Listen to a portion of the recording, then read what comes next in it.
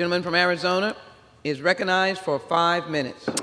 I thank the gentleman for yielding, and Madam Speaker, today we've heard impassioned arguments from House Democrats about the need to gather better data on the American population. In fact, the Majority Leader just said, obviously we take information to better provide services to Americans. That's what he said.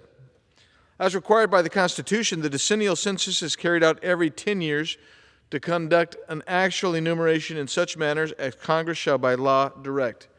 It's well past time. It's well past time that Congress again direct the Census Bureau to collect data on the citizenship of respondents. I realize that many of my colleagues do not believe that there is a crisis on our southern border. But just last month, CBP had 239,416 encounters along the southern border. And what that means is every encounter is either a surrender or an arrest of somebody who's illegally in the country. Of those, 25% involved an individual who had at least one prior encounter in the previous 12 months. This does not include the number of known and unknown getaways, which last year are estimated to have been 1 million individuals. We don't know anything about it. So whether someone is a U.S. citizen is an important data point that should be recorded in the census and on other federal data surveys. If we're going to get information, as the Majority Leader said, this should be in that panoply of information. As we've heard today from my colleagues across the aisle, data from these federal surveys inform policy decisions. For instance, decennial census data informs federal funding and enforcement of the Voting Rights Act. I believe we should know whether the federal government is serving its citizens well, but how can we do that when we do not know how many citizens there are? How many actual citizens there are or where they live? Today, I will offer a straightforward solution to this problem as a motion to recommit.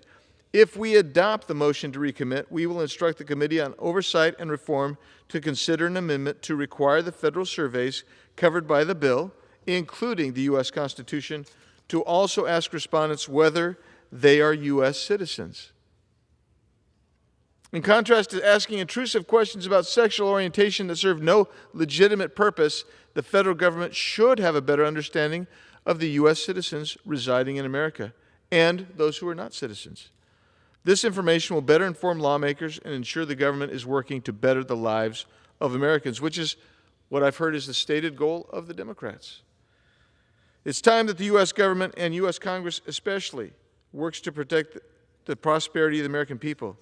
Such serious work starts with strong borders and a sound immigration policy that is actually enforced. Contrary to what the chairwoman stated in the Rules Committee, the Supreme Court has not decided it is unlawful to inquire about citizenship on the census. The Supreme Court, let me reiterate that, has not said you cannot inquire about citizenship. That is false. It has been done historically. In the prior case before the Supreme Court, the process leading up to putting the question on the census was flawed, and upon that basis, the question was decided. But the decision states, quote, the enumeration clause permits Congress and by extension the Secretary to inquire about citizenship on the census questionnaire. And that's what we're doing. We are following the Constitution, as has been recognized by the Supreme Court. And it is critical to ensuring an accurate apportionment of representatives in the House based on the census. In this House, unlike the information this bill seeks to collect, and similar to your underlying bill, this information will be voluntarily gathered. Today, the American people will finally get to see their representatives take a vote on this important matter. Madam Speaker, I ask unanimous consent to insert the text of the amendment in the record immediately prior to the vote on the motion to recommit. Without objection, so ordered.